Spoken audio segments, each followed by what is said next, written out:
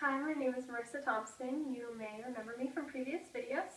I am now a senior at Clovis North, and recently I've been volunteering for the Department of Fish and Wildlife. I've already put in 165 hours of volunteer work, and so now I've been working on my new science fair project from this trip I went on with a group of experts up in Nevada and Utah, up in the mountain areas.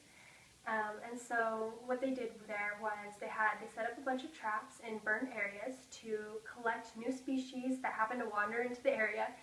And so from that project, I was hoping to further expand it with my own science fair project. So my idea was to look at both burned and non-burned areas, set up moth traps, leave them there overnight, go the next morning, and try to identify what kind of moths ended up in my trap.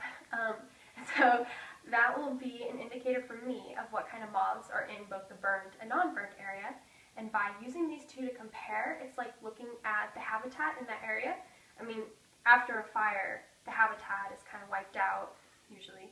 And so using these moths would just help determine what types of plants are in that area, since moths typically feed on certain types of plants. And so the reason why I was focusing on the moths instead of the plants was because, I mean, yeah, there are plants, but plants won't do as much as create that whole ecosystem that it once had. So knowing that there are moths in that area is kind of like indicating the other animals, that there are other animals in that whole food web. So just that whole biodiversity.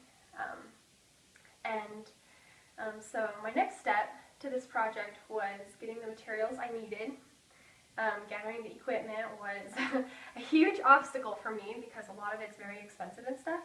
So I decided to email a bunch of the experts that I went with, emailing them, asking them, hey, where can I get the equipment, stuff like that. And I thought it was really cool because one of the people had emailed me back offering to let me use all of their equipment, from the batteries to the lights, everything.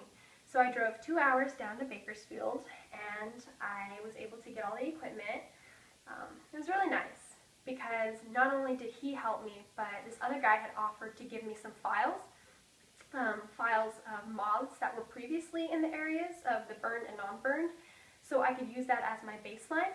So it was just like everyone helping me out with this new science fair project, with all my ideas and everything. So I thought it was really great. I'm very excited to see how things go. And so just keep on the lookout for more videos.